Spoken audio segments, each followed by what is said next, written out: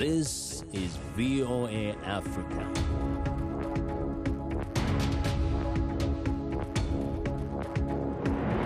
Hello, I'm Esther Githui-Ewart. It's Tuesday, February 16th. This is Africa 54. Due to the global outbreak of COVID-19, Voice of America is taking every necessary precaution to safeguard its employees. So our broadcast will look different today and in the near future as we, out of an abundance of caution, reduce our staffing at VOA headquarters here in Washington. We're working to help keep you informed about what's going on, and we appreciate you staying with us on Africa 54. At least 60 people died when a passenger barge carrying more than 700 people became shipwrecked on the Congo River at night, according to a statement by the Democratic Republic of Congo's Humanitarian Affairs Minister. Some 300 survivors had been found near the scene of the accident in Mai-Ndombe province in the west of the country, but another 240 remained unaccounted for. Deadly boat accidents are common in Congo, which has few tarred roads across its vast forested interior and where vessels are frequently loaded well beyond their capacity. For most people, the Congo River and its tributaries are the only means of traveling long distances. Cash-strapped Zimbabwe says it will start inoculating health workers after receiving its first COVID-19 vaccines, a donation from China. Emma McCarthy reports. Touching down in Harare on Monday, Zimbabwe's first coronavirus vaccines. This first batch of 200,000 Sinopharm doses is a donation from China. Another 600,000 will follow in early March, the government has said, though it's unclear how much the cash-strapped nation will pay for those. Vice President Constantino Chiwenga said frontline health workers would be first in line for inoculation. We received this vaccine as a gleam of hope to the nation that finally we may be on the verge of returning to some semblance of normalcy. Only a handful of African nations have begun vaccinations, even as much wealthier nations race ahead with mass immunisation programs. The African Union says it has secured roughly 670 million doses for the continent of 1.3 billion people. Zimbabwe has set aside $100 million for vaccine procurement and is looking to immunise around 60% of its population with 20 million doses. Finance Minister Ntuli Nkube says 1.8 million doses will come from China. Negotiations are also underway with Russia over its Sputnik vaccine, and Zimbabwe expects more doses from India and through the COVAX global distribution scheme. Emma McCarthy of Reuters filed that report. The World Health Organization is warning that an outbreak of Ebola in the Democratic Republic of Congo and Guinea poses a regional risk that requires exceptional vigilance. Congo has confirmed 4 cases of Ebola since a resurgence of the virus was announced on February 7th in Butembo, the epicenter of a previous outbreak that was declared over last June. An Ebola vaccination campaign has begun in Butembo in eastern DRC, according to a tweet by the WHO on Monday. Separately, the West African country of Guinea declared a new Ebola outbreak on Sunday with 7 confirmed cases and 3 deaths. Health Minister Remy Lama said on Monday that Guinea is tracking down people who potentially had contact with Ebola patients and will rush vaccines to the affected area as soon as possible.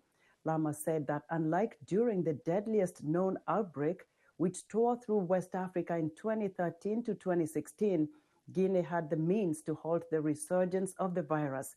Africa 54 health correspondent Lino Mudu spoke with Dr. Ngozi Nsenga, program manager for emergency response at the WHO Regional Office for Africa.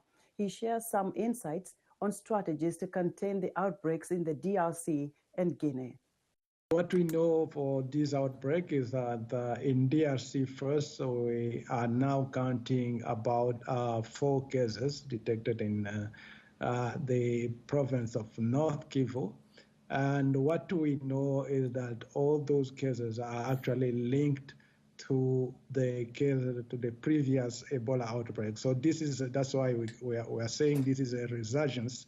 This is not a new outbreak in DRC. For Guinea, we are also they have now recorded about 7 cases in Guinea. This is not related to the outbreak we had 5 years ago, but this is apparently a new outbreak in Guinea. When we're dealing with a resurgence versus a new outbreak, are there some difference in strategies? Operationally, what we are intending to do in both cases is to stop the spread of Ebola as quickly as possible, to bring what we call technically to bring the outbreak under control. That's what we're doing now. So the measure to achieve that objective, they are the same. We need to win over the community to work with us and to be part of the response and to abide by what we call public health measures, including at all costs avoid getting in touch with a body fluid of person who's sick or who has contracted Ebola. And obviously the other measure, including, thankfully, now we have a vaccine, include vaccination of those contact, of the person who have been in contact with the sick person. And of course, we need to track contact, to follow the contact. Any person who has been in contact with a sick person is to be followed at least for 21 days and make sure that if she or he falls sick, it doesn't transmit to the next person. So in terms of approach and strategy, there are not much difference, but at least it's very important to know which situation are we dealing with. Because, for instance, we know that the vaccine that we're using in DRC is effective in one space of Ebola. So knowing that it's the same space is very important. You can confidently vaccinate people, knowing that they will be protected against that space of Ebola, and it will contribute to bring the outbreak as quickly as possible under control. Looking at the COVID-19 outbreak, what are we looking at in terms of priorities? I think public health-wise, there's no choosing between the two. They're all priorities. We need to deal with Ebola at the same time as we are dealing with the COVID-19. Obviously, as you can imagine, this is a challenge for the country. This is a challenge for our region, but we need to deal with this disease. But one hope, I can put it that way, one strength is for this region and for these countries, these are the outbreak they are kind of used to dealing with. So they have the capacity, they have the know-how, they have the institutional memory. So we are going to tap into that and to tap into the community strength, the way to bring them over and to make them part of the action to bring this outbreak as quickly as possible under control. Many experts have said that lessons learned from West Africa and Congo have helped in tackling COVID-19 on the continent. What are some of those lessons learned? And does this mean that Africa is better prepared now to address Ebola?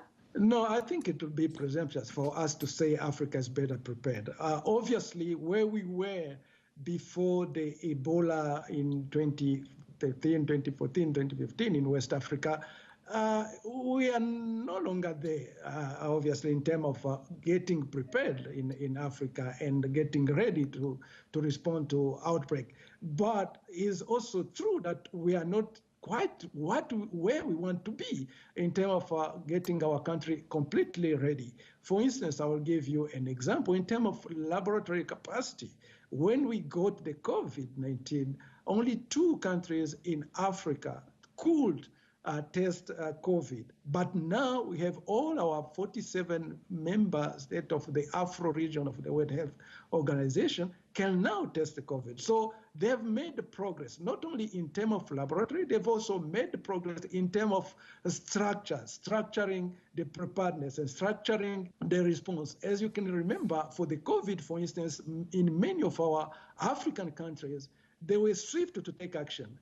Actually, some took even action even before they got a single case. So we can say, yes, they've made progress since then, but obviously we are not yet where we want to be. In part 2 of his interview with Africa 54 health correspondent Lino Mudu, Dr. Ngozi Nsenga, Program Manager for Emergency Response at the WHO Regional Office for Africa, elaborates on some of the concerns in dealing with Ebola outbreaks during COVID-19 and what it will take to achieve success. COVID-19 vaccine rollouts have come with mixed but increasing success in developed countries with functional infrastructure. But delivering life-saving medicine to those in the remotest locations remains a challenge. VOA's Arasha Basadi reports on a German startup looking to change that. Flying over Ireland is a drone that may one day help in saving countless lives in remote parts of our planet. Wingcopter CEO Tom Plumer says the machinery and mission come together further east at this facility in Weitershausen, Germany. It's a unique drone with extreme efficiency. That's the one thing, so on the technology side. On the other side, we had the idea to use the drone technology to deliver medicals or medication or any kinds of medical products faster. Plumer says he wanted to improve supply chains after spending 2 years in West Africa and seeing how even small disruptions could create major issues. So he worked to develop a drone that could deliver medical supplies to the farthest corners of the world, even partnering with organizations like UNICEF and conducting test flights in extreme conditions. The drone is able to work in very strong or cold temperatures, even to very hot temperatures, as well as strong winds. So our tilt rotor technology, which is the unique piece of the drone to enable these hovering, vertical takeoff and long-range flight, this technology enables to fly in nearly every circumstance and surrounding or location in the world. Plumer says Wingcopter is in talks with ministries of health and logistic partners in various countries. The company is currently looking to deliver COVID-19 vaccines in Southeast Asia as well as parts of Africa.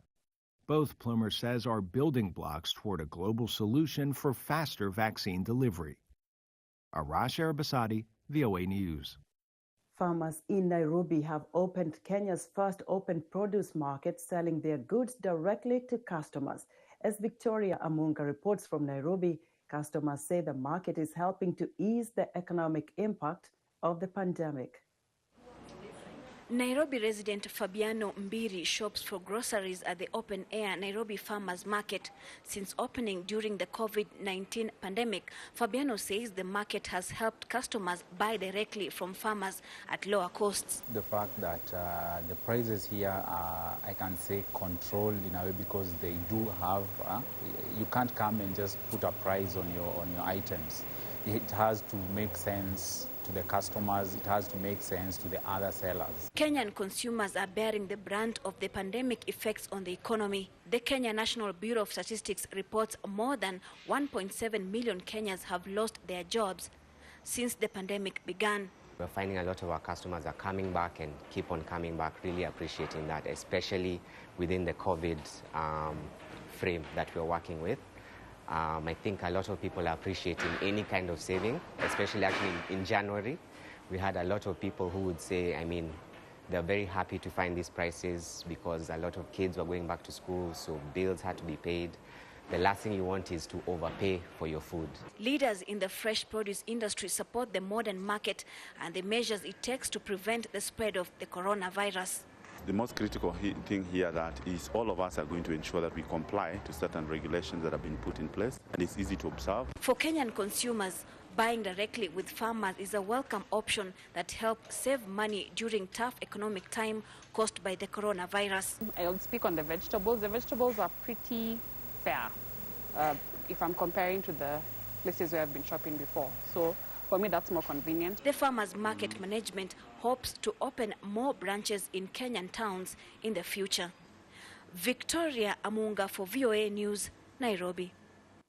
Newly appointed World Trade Organization Director General Ngozi Okonjo-Iweala says she doesn't want to see business as usual, as she will need to broker international trade talks in the face of US-China conflict, respond to pressure to reform trade rules, and counter protectionism heightened by the COVID-19 pandemic.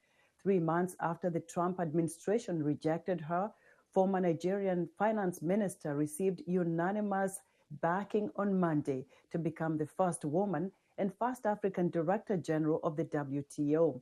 The endorsement of the Biden administration cleared the last obstacle to her appointment, and she is due to begin March 1st. Okonjo-Iweala, who is a special envoy for the World Health Organization on COVID-19 and until recently chair of the board of Global Vaccine Alliance Gavi, said she wanted to build a framework on pandemic response so that next time we don't waste time trying to figure out how to respond. She also called on governments to not be nationalistic regarding vaccines and said she will encourage lifting of restrictions put in place by countries during the pandemic. The Democratic Republic of Congo President Felix Tshisekedi appointed the head of the state mining company, Sama Lukonde Kenge, as the new prime minister on Monday. The appointment rounded off a series of victories for Tshisekedi over his once dominant predecessor, Joseph Kabila. Sylvester Ilunga Ilunkamba, a close confidant of Kabila, resigned as prime minister in January after a vote of no confidence by the Democratic Republic of Congo's parliament. The appointment of Lukonde, Director General of Jacquemin and ally of the president, should help Tshisekedi install a more loyal cabinet to push through his agenda. In recent months, Tshisekedi has chipped away at the influence of Kabila, with whom he formed an awkward power-sharing deal following a disputed 2018 election. We would like to hear what you think about Africa 54 and the stories we cover. Join the discussion on Facebook. The address is Africa 54. We're also streaming our broadcast live on Facebook. Please watch and share our show with your friends. Also, check out our headlines 24/7 on voaafrica.com. Coming up, striking the right balance between security concerns and civil liberties in addressing the rising national terror threat from groups that stormed the U.S. Capitol last month. We'll be right back.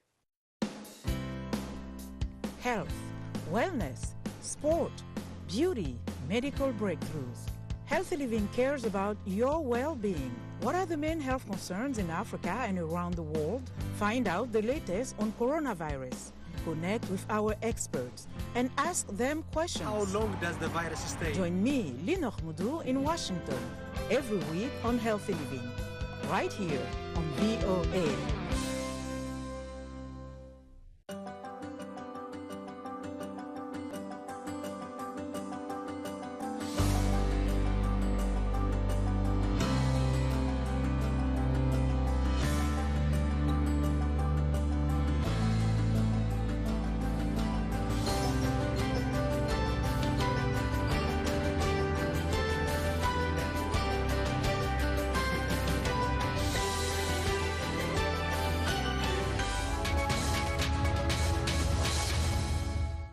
Welcome back to Africa 54.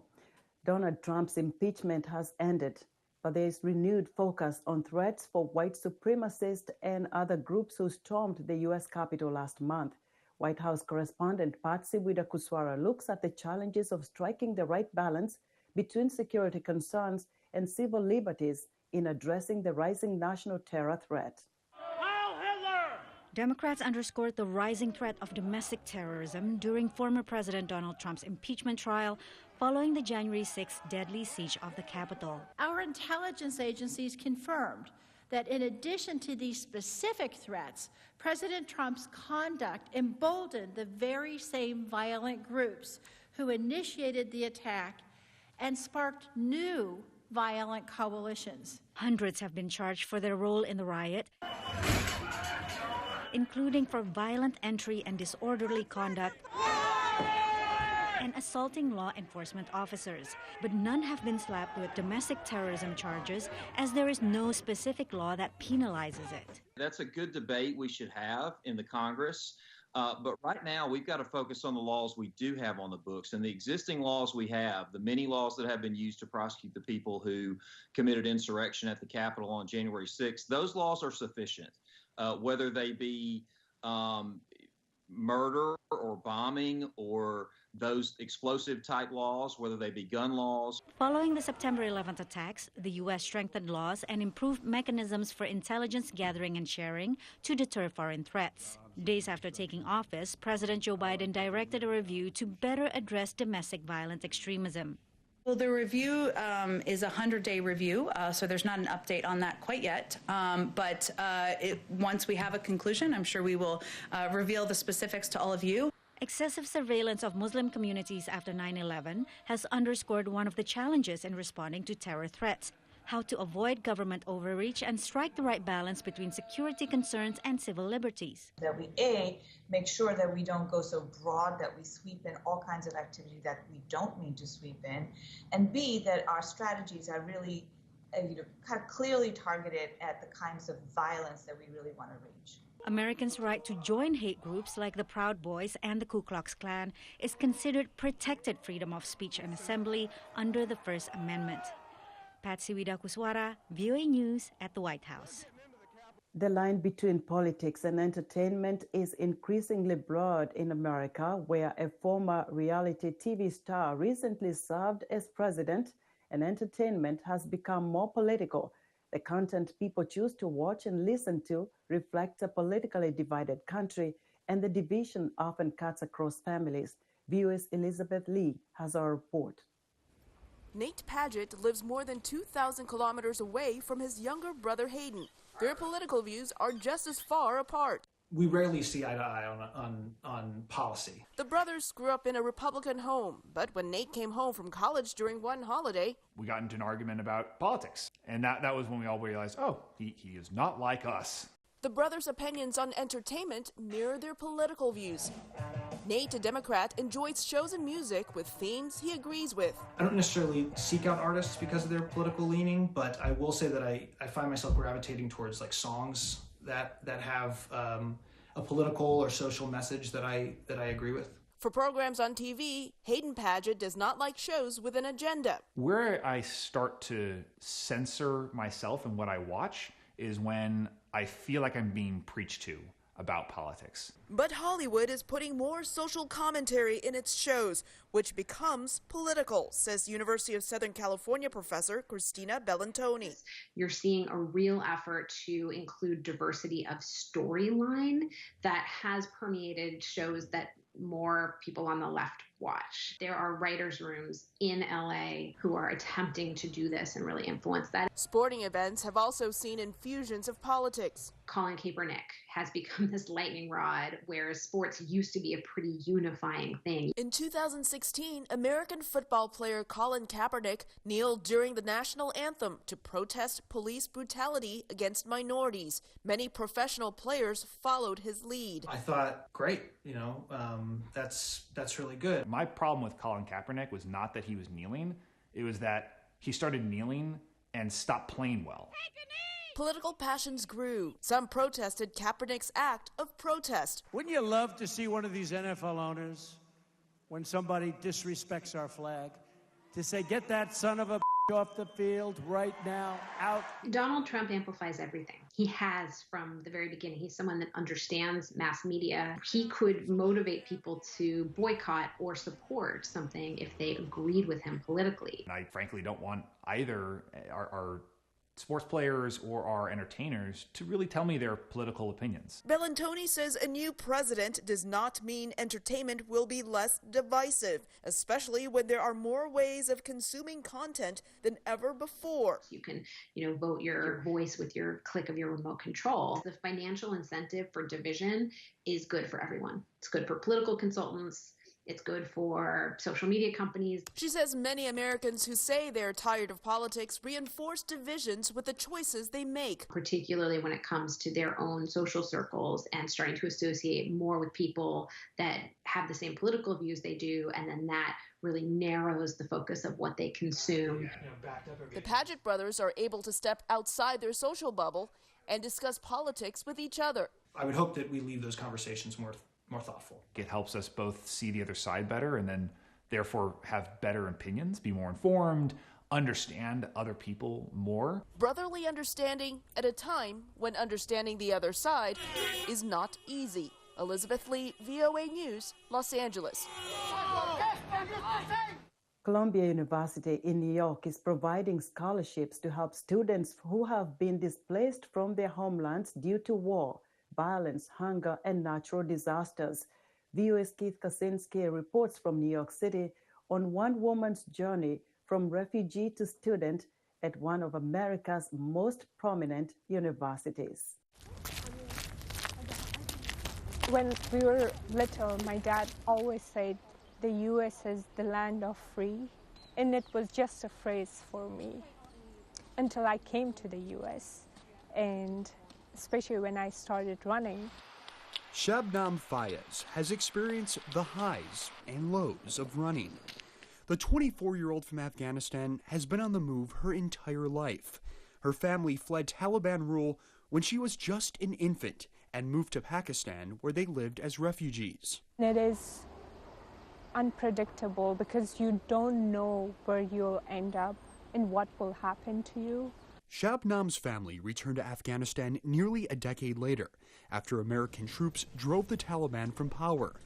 But with the Taliban still active in most provinces today, stability and freedom remain under threat, especially for women. Knowing Afghan women who have so much potential and they have so much into what they can be, but they don't have the opportunity. Her opportunity came in 2016 when she enrolled to study at Earlham College in Indiana. She even joined the track team, but her run to the top had only just begun. In December 2019, Columbia University in New York City unveiled a new program providing full scholarships for displaced persons. 1,200 people applied. Only 18 were selected, including Shabnam. They began their classes at Columbia in September. These are people who do not take anything in their lives for granted. And you know that when you really learn about their life stories and their journeys. Each scholarship is worth an average of $100,000 a year. Columbia plans to award more and create a consortium to expand the scholarship program to other colleges and universities. Columbia officials say students are eager to seize a rare opportunity that can have a profound impact. I really look forward to the domino effect, to the ripple effect, and the way that they will impact others' lives positively and contribute to their communities. It's like a dream that I'm kind of fulfilling through this scholarship that I have and through this master's human rights studies that I'm doing at Columbia. Shabnam may pursue a law degree and hopes to use what she learns at Columbia to help immigrants and refugees in the future. She applied for asylum in 2019. Her case is pending. Keith Kaczynski for VOA News. And that's our show for today. Be sure to watch Africa 54 on our website at voaafrica.com. From all of us here in Washington, we thank you for watching.